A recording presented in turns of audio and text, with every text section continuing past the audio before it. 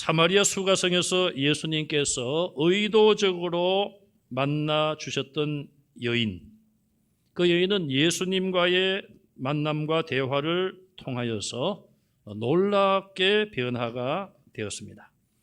28절에 가서 보시면 우물에 물을 길러러 왔던 이 여인이 물동이를 버려두고 동네로 들어가서 사람들에게 와서 보라, 이는 그리스도가 아니냐, 예수님을 그리스도로 소개하는 놀라운 일이 일어났습니다. 그 무엇이 이 죄 많은 여인을 이렇게 바꾸어 놓았습니까? 예수님께서 한 영혼을 불쌍히 보시고 사랑하셨기 때문에 이런 결과가 나타났습니다. 이 여인은 예수님께서 물을 좀 달라 그렇게 접근하시고 요청하실 때부터 예수님을 경계했습니다. 그 여인은 예수님께 세 가지를 특별히 이야기를 했는데, 첫째는 어찌하여, 9절에 보니까 어찌하여 유대인 남자인 당신이 사마리아 여자에게 물을 달라고 요청합니까? 어찌하여 이런 일을 합니까? 따지고 드는 그런 언어를 쓰고 불평스러운 말을 하고 있습니다. 두 번째는 11절에 가서 보시면은 예수님께서 생수에 대해서 말씀하시자, 아니 지금 당신이 뭐 우물물을 기를 만한 아무런 도구도 없는데 어디서 그런 생수를 얻는다는 이야기입니까? 이건 역시 따지듯한 그런 이야기죠. 세 번째 20절에 가서 보시면 우리 조상들은 이 산에서, 그리심 산에서 예배를 드린다고 하는데 유대인들은 예루살렘에서 예배를 드린다고 합니다. 이 말은 어디서 예배하는 것이 바른 것입니까? 그렇게 내용적으로 역시 따지며 질문하는 것이라고 볼 수가 있습니다. 자, 이렇게 이 여자는 어찌하여 어디에서 이런 반응을 하고 예수님에게 대들다시피 대화를 하고 있습니다. 그러나 예수님은 처음부터 끝까지 친절하게 대답을 하고 계십니다. 대화라는 것이 무엇입니까? 한쪽에서 일방적으로 방향을 틀고 마음을 닫아버리고 또 이상한 쪽으로 대화를 이끌어가면은 대화를 원하는 것이 아니죠. 대화가 중단되고 마는 것입니다. 그러나 예수님께서는 이 여인의 이런 반응에 대해서도 끝까지 친절하게 대답을 하셨고 인내하시면서 대화를 이어가셨습니다. 9절에서 29절 사이에 이 여인과 예수님의 대화를 분류를 해보면 6가지로 분류할 수 있습니다. 첫째는 9절에 이 여인의 이야기가 나오고 10절에 예수님의 말씀이 나와요. 두 번째 11절과 12절에 여인이 예수님께 말씀을 드리고 예수님은 13절 14절에서 두 번째 대답을 하십니다. 세 번째 15절에 이 여인이 말씀을 드리고 16절에 예수님께서 대답을 하시고, 네 번째는 17절 말씀에 여인의 말씀이 나오고 17절 중반절과 18절에 예수님의 네 번째 말씀이 나옵니다.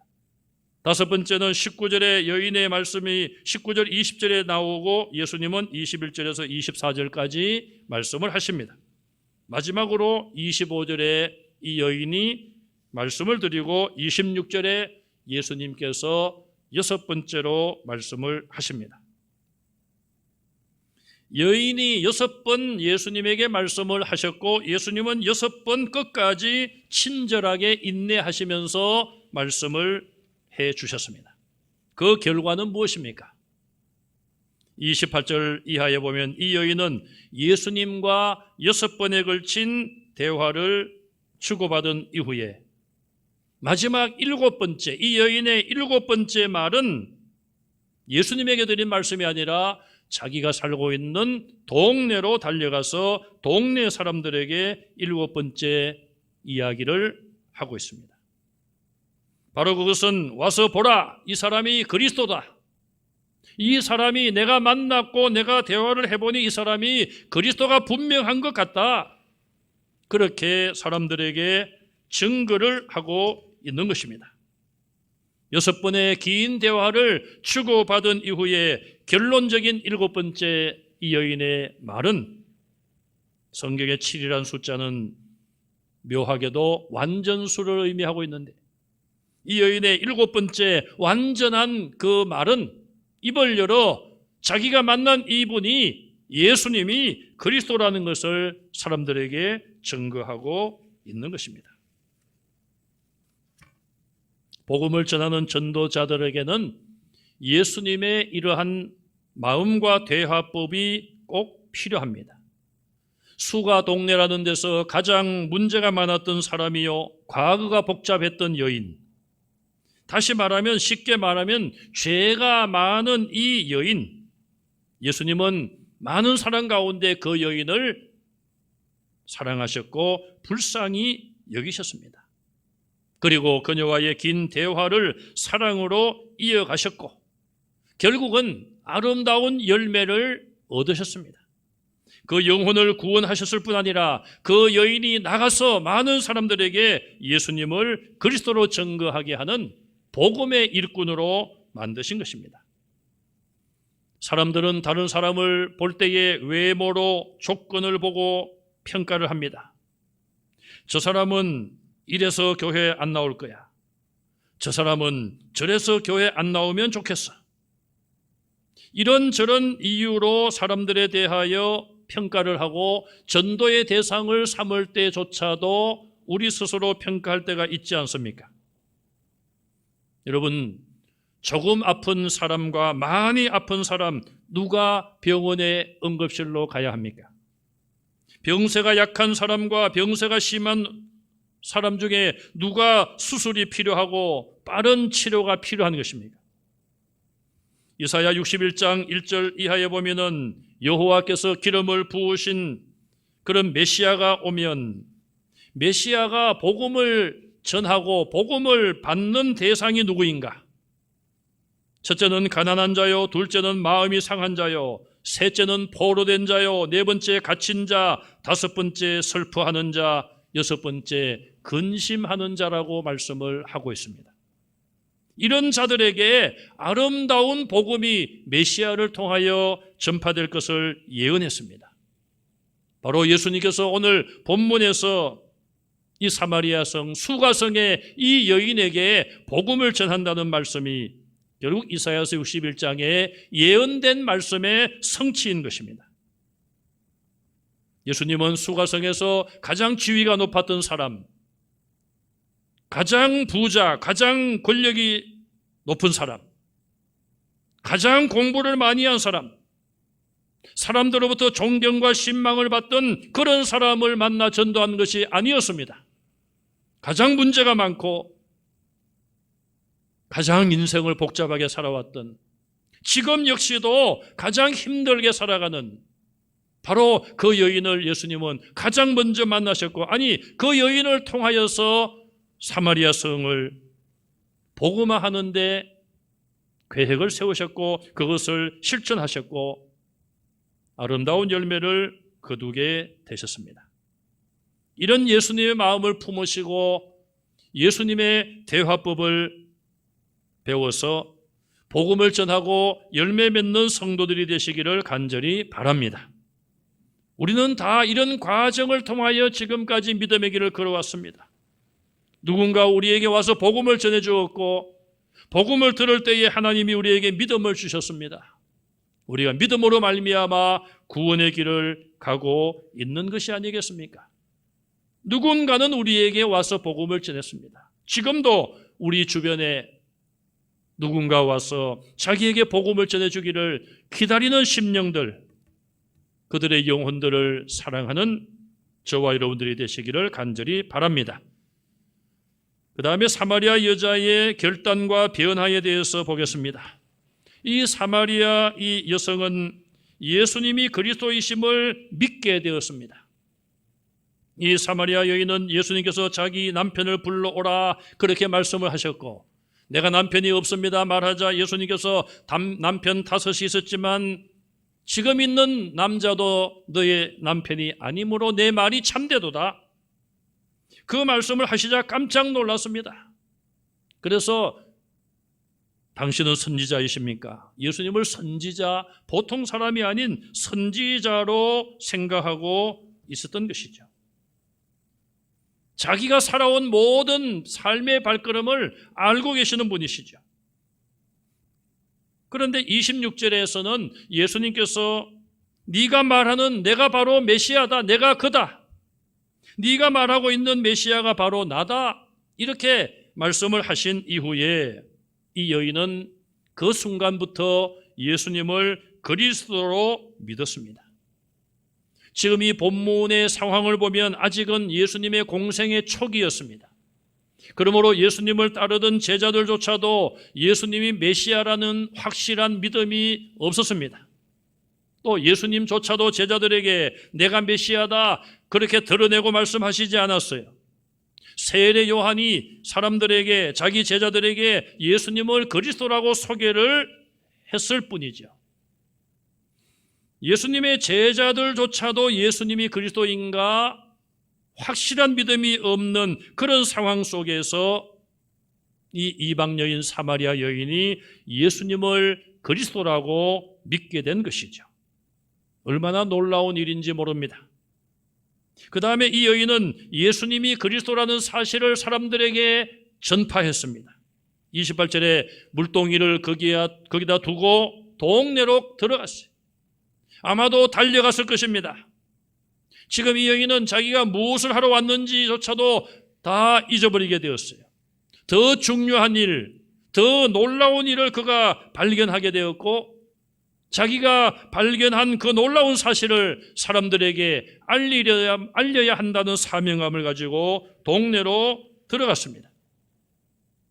지금까지 말로만 들었던 메시아에 대한 이야기들, 사마리아 사람들도 구약 성경을 하나님의 말씀으로 믿었기 때문에 구약의 많은 예언자들을 통하여 예언된 메시아에 대한 그 약속을 그들도 역시 기다리고 있었던 것이죠. 선지자들의 예언을 통하여 언제 메시아가 올까 막연하게 기다려왔던 그 메시아, 즉 그리스도가 지금 자기가 만난 바로 이분이 그리스도라는 사실을 그가 안 이상 그 여인은 주저하지 않고 동네에 달려들어가서 사람들에게 외쳤습니다. 여러분, 내가 행한 모든 일을 나에게 다 그대로 이야기해 준 사람이 있습니다. 와서 보십시오. 이 사람이 그리스도가 아닙니까? 이 말은 의문형이 아니라 그리스도라는 확실한 것을 강조하는 증거였습니다. 내가 그분을 만났고 그분의 말씀을 들었고 대화를 해보니 그분은 그리스도가 맞습니다. 이것은 분명한 사실입니다. 확신을 가지게 된 것이죠. 그 어떤 사람이 한 사람의 살아온 모든 과거를 낱낱이 알 수 있다는 이야기입니까? 어쩌다가 역술인, 무당 이런 사람들이 지나가는 말로 집안에 우환이 있구만, 그러면은 깜짝 놀라고 쪽지 계시네요. 여러분, 집안에 우환이 없는 사람이 누가 있습니까? 한두 가지 우환과 걱정거리는 다 있는 것 아니겠어요? 그런 사람들과 예수 그리스도를 비교할 수는 없는 것이죠. 예수님은 요한복음 1장에 태초부터 계신 말씀이요 하나님이시여 모든 만물을 창조하신 분이요 만물의 주인이시여 또 독생자로서 이 땅에 와 계시니 우리가 독생자를 보니 은혜와 진리가 충만하더라. 요한복음 2장 24절에 예수님은 모든 사람에 대해서 아시는 분이라 이렇게 말씀하고 있어요. 우리의 생각과 우리의 모든 것을 감찰하시고 알고 계시는 분, 그분을 예수님이라고 요한복음 1장과 2장은 우리에게 증거하고 있는 것이죠. 그러므로 지금 이 여인이 살아온 과거를, 그 복잡한 관계를 알고 말씀하시는 것은 예수님에게 있어서는 그렇게 큰 문제가 안 되는 것이죠. 그러나 사람들이 듣기에, 이 여성이 듣기에는 선지자인 줄 알았고 예수님이 메시아라고 밝히자 바로 그 말씀을 그대로 믿고 확신을 가지고 사람들에게 가서 외쳤습니다. 여인의 이 말을 들은 사람들도 어떻게 반응을 합니까? 보통 때 같으면은 저 여자가 제정신인가? 또 그 여자의 말을 듣고도 반응하지 않았을 것입니다. 그러나 이 여인의 말을 듣고 그들이 반응했다는 것은 이 여인이 놀랍게 변화된 것을 알 수 있는 것이죠. 저 여자가 우리가 알고 있던 그 여자가 맞아? 도대체 누가 저 여인을 저렇게 바꾸었을까?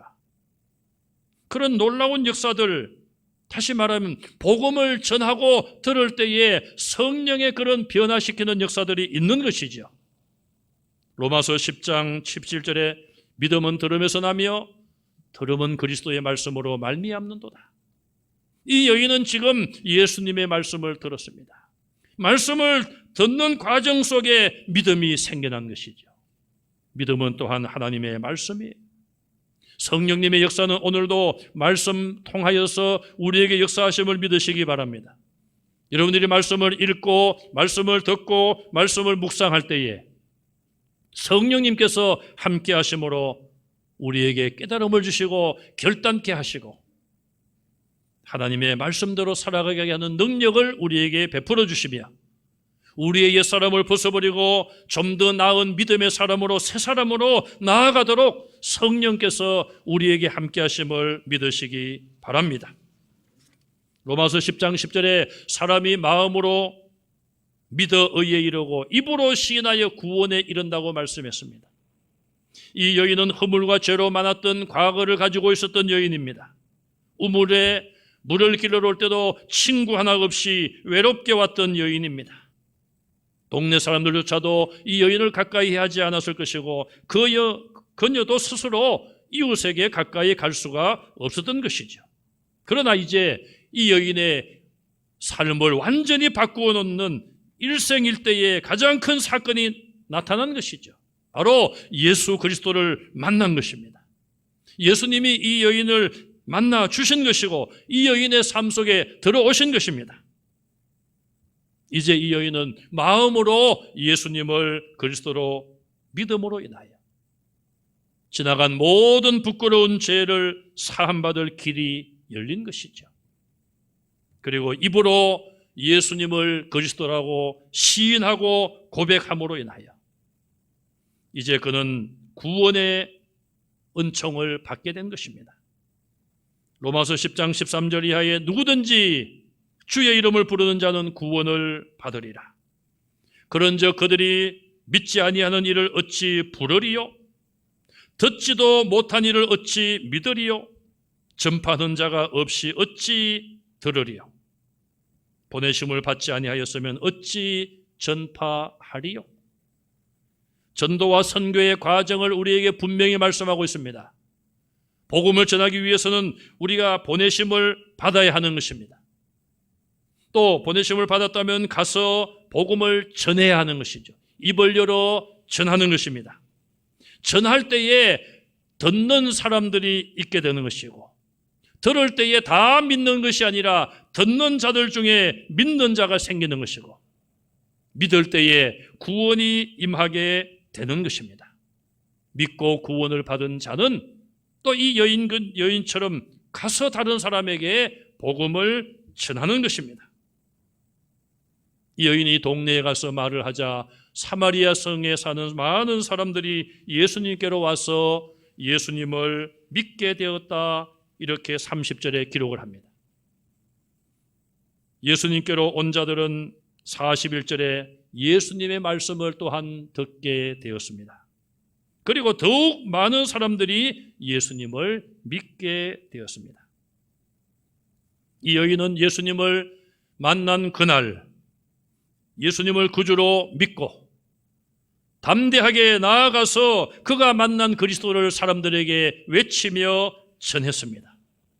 복음을 받은 첫날부터 예수님 만난 첫날부터 예수님을 그리스도라고 외쳤습니다. 저와 여러분들은 예수님을 믿은 지 얼마나 시간이 흘렀습니까?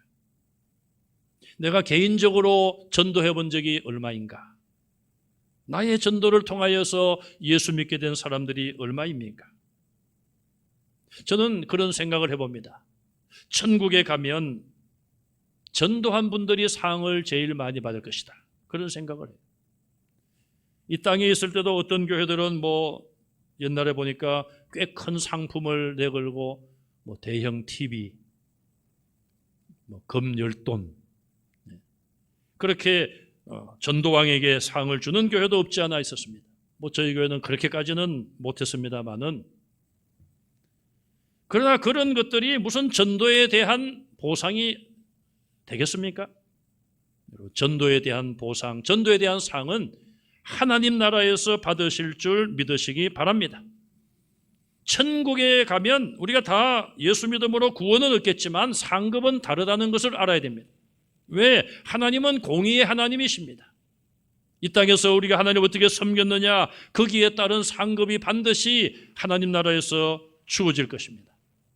다른 상도 있겠습니다만은 전도한 상이 하나님 나라에서는 가장 클 거예요. 여러분 그렇지 않겠습니까? 천국에 갔는데 내가 부족하지만 내가 전도해서 예수 믿은 분들이 천국에 있다. 얼마나 영광스럽겠습니까? 여러분 그런 천국의 많은 친구들을 만드는 여러분들이 되시기를 바랍니다. 다니엘서 12장 3절에 많은 사람들을 옳은 대로 돌아오게 한 자는 하늘의 별과 같이 영원히 빛나리라. 별과 같이 영원히 빛나리라. 스타가 된다는 거예요. 스타. 여러분 스타 참 사람들로부터 관심과 또 인기를 한 몸에 누리는 스타. 그러나 땅 위의 스타들은 금방금방 사라지기도 하고 스타에서 내려오기도 하고. 하늘의 스타를 보십시오. 하늘에 얼마나 많은 별들이 떠 있습니까? 많은 사람을 옳은 대로 돌아오게 한 자들, 복음을 전함으로 구원의 길로 인도한 그런 자들은 별과 같이 영원히 빛나리라. 하나님 나라에서도 별처럼 빛나는 여러분들이 되시기를 주님의 이름으로 축원합니다. 마지막으로 사마리아인들의 변화를 볼 수 있습니다. 이웃 여자의 말을 듣고 예수님에게 온 사람들, 처음에는 그 여인의 말을 듣고 예수님을 믿었습니다. 아니 정말 저 여자의 살아온 모든 것을 다 알고 저 여자에게 말해준 사람, 그분이 선지자, 아니 그리고 여자의 말을 들어보니까 선지자가 아니라 그리스도라고 말하네. 여자의 말을 통하여서 예수님을 믿게 되었습니다. 그런데 이들이 예수님께 나와서 이틀 동안 예수님 말씀을 듣습니다. 얼마나 오랫동안 들었는지 모르지만 아마도 식사 시간 외에는 계속해서 예수님의 말씀을 들었을 거예요. 요즘도 중국이나 이런 곳에 복음이 자유롭지 못한 곳에 부흥회, 우리로 말하면 부흥회 같은 거죠. 사경회. 그런 걸 어떤 목사님이 인도할 기회가 돼서 인도하시면은